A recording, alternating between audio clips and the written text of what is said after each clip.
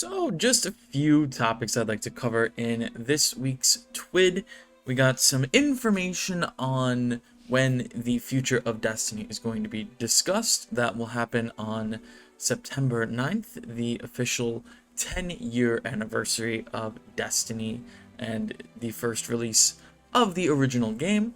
And we also have an update to raid and dungeon rotations rather, and of course Choir of One, while getting its reserves nerfed, will still do the insane amount of damage it does. So without further ado, let's get into these topics.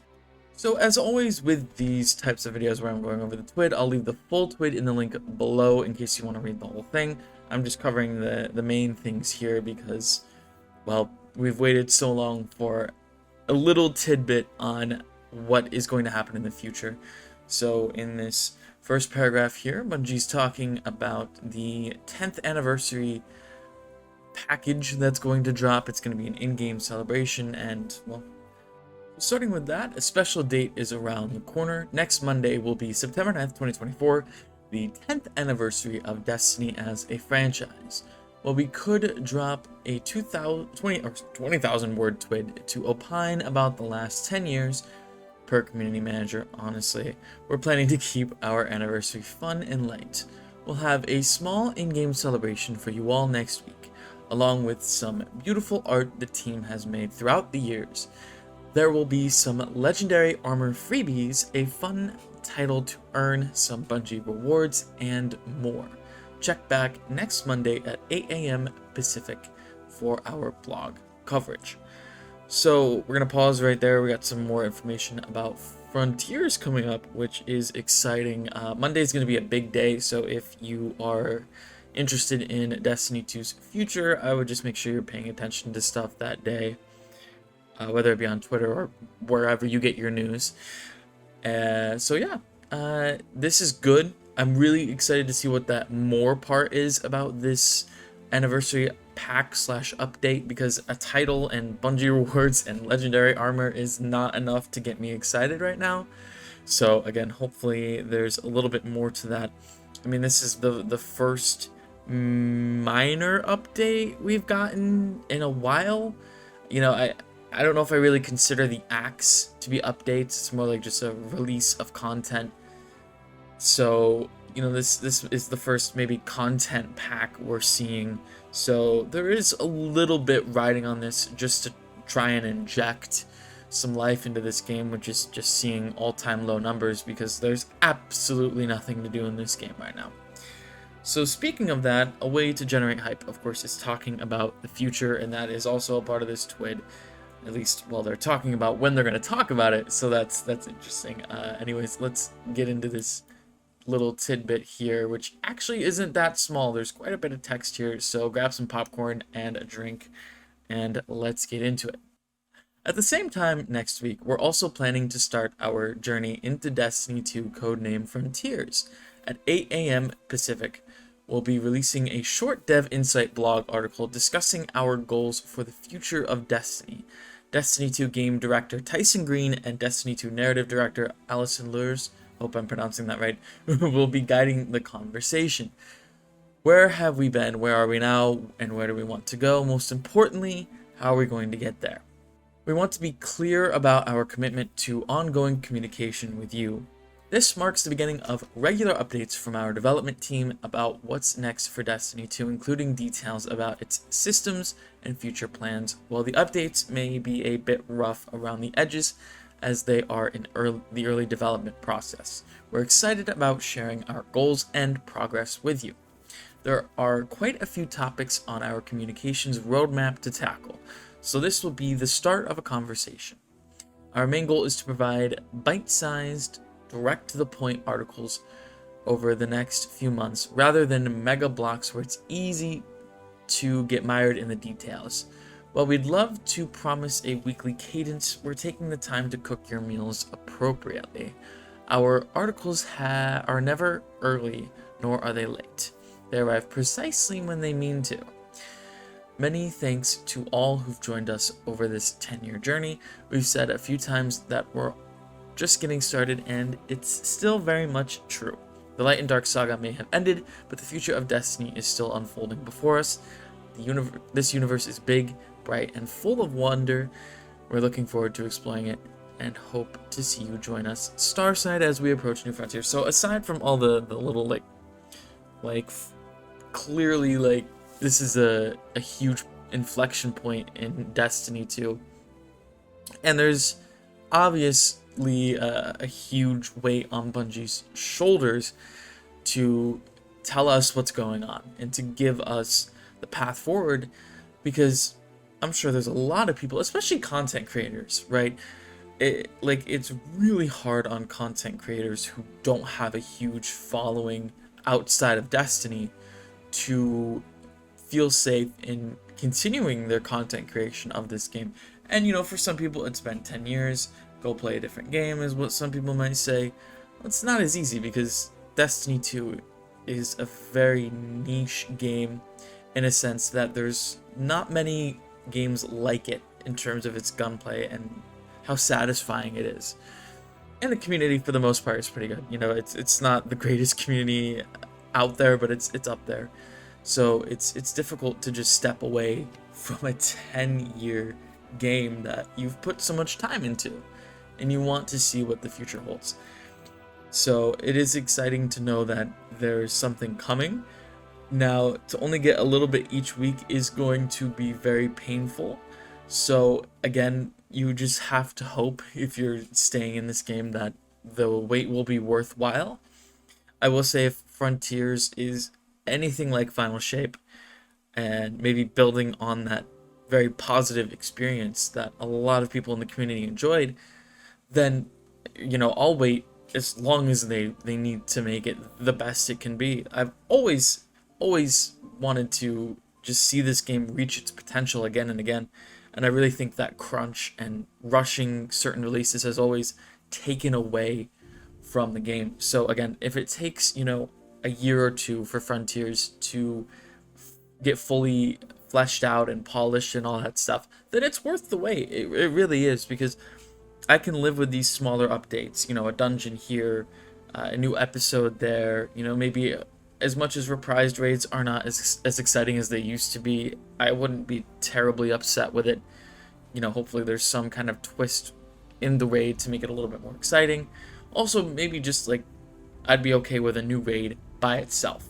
That's something that Bungie has never really explored, because raids always coincide with expansion releases, and seeing as though expansions maybe aren't going to be as frequent in the future, if they just dropped a raid, I'd be so fine with that. I really would, depending of course on how good the raid is. So there's a lot of stuff that this development team specifically has to flesh out, and I get it. They just got so many people laid off, and it's so hard to just put everything together quickly, especially when you've only taken losses, and it's happened a lot. So I don't blame the devs here. I'm still ever so angry at the higher ups, because they've put the devs in this position, so to a point where they might be relying on a mobile game to help them increase revenue and get numbers up, which is just crazy to me. But that's where this game is right now. So hopefully the anniversary pack is fruitful, it bears some fruit for the company, and hopefully the Frontiers project is something that eventually is fun.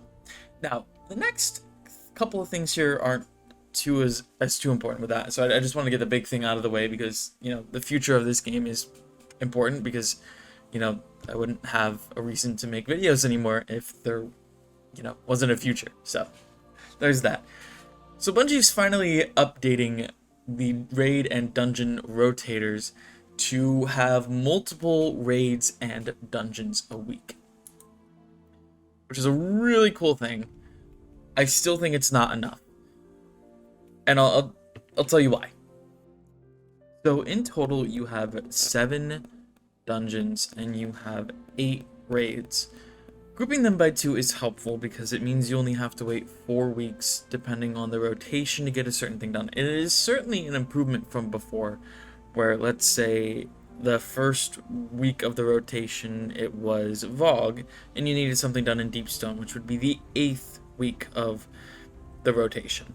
So you have to wait 7 weeks for Deepstone to get into the rotation, which is more than 2 months. Or, I'm sorry, about 2 months. Like, that's insane. So it is better than that, and, you know, grouping it by 2 does only mean about a 4-week, so about a month. It's still a month, but that's not horrible. It's a much better system. Honestly, I would like to see it grouped by 3 raids, 3 dungeons, because that's a little bit better, especially because we're getting a new dungeon on October 8th in episode Revenant, so that's going to add another dungeon eventually to the rotation, not right away, because Warlords will go into the rotation, and this new dungeon will be Pinnacle all the time, so you can do that whenever. And you're probably like, well, why is this a big deal? Well, let's say you're someone who has challenges that need completing in one of these raids. You have to wait until it's Pinnacle, if it's a Master Challenge anyways, to get that done, and that's very annoying. So yeah, it's definitely something that has needed this type of attention before, and it's good to see it getting that attention. You know, maybe they'll experiment with the 2 weeks, see how the feedback is, and maybe increase or, you know, do whatever to make it better, especially because, you know, obviously we're getting more dungeons and raids and not less, at least I hope not. So again, that is something that will probably change over time, because it should. So now let's get into the bugs that are being fixed with Choir of One when episode Revenant comes out. So the first one is sometimes you can bypass the actual cap of the inventory because of a rare race condition with perk that's supposed to cap how much ammo you have, but with reserve mods you can spawn with more than the perk capped limit, and it doesn't always catch it and remove the bonus ammo. Obviously, you know, having too much, I guess, is an issue. Fun detected by Bungie, womp womp.